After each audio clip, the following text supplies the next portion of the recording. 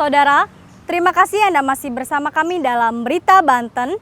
Bagi Anda yang baru saja bergabung, kami hadirkan kembali 3 berita utama hari ini. Hilang 3 hari, pemuda 19 tahun ditemukan tewas.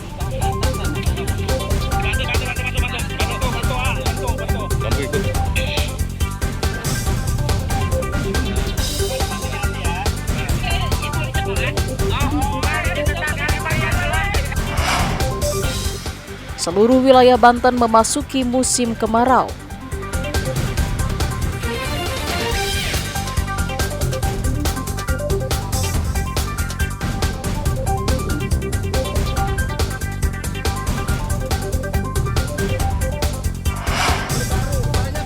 Jalanan mendadak licin, pengendara motor berjatuhan.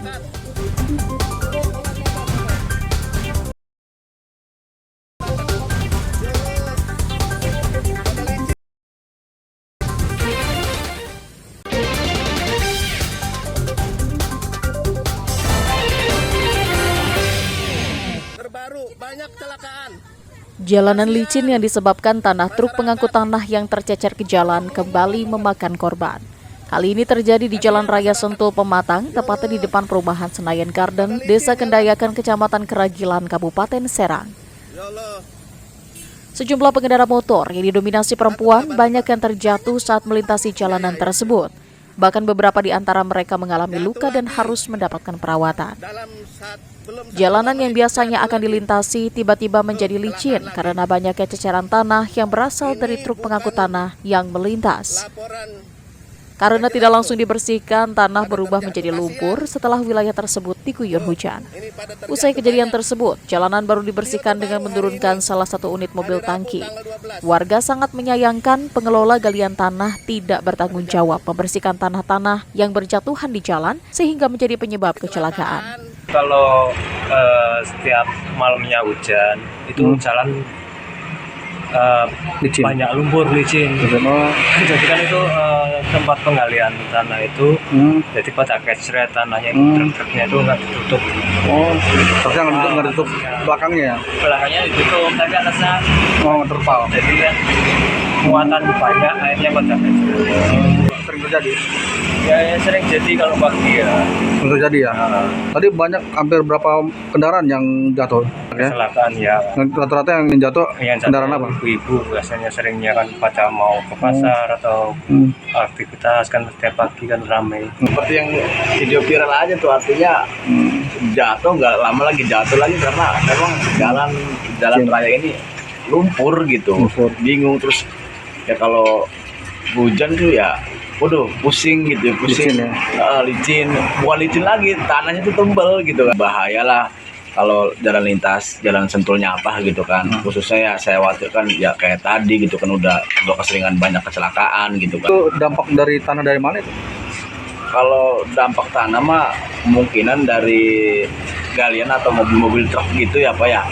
Karena mungkin dari galian nggak disemprot ataupun apa gitu kan, biar nggak terlalu ya kayak gini tanya. Warga berharap agar pengelola galian tanah membersihkan tanah-tanah yang berjatuhan di badan jalan agar tidak menjadi lumpur dan membahayakan pengguna jalan saat turun hujan. Ariel Maranus dan Ahmad Sayuti melaporkan dari Kabupaten Serang.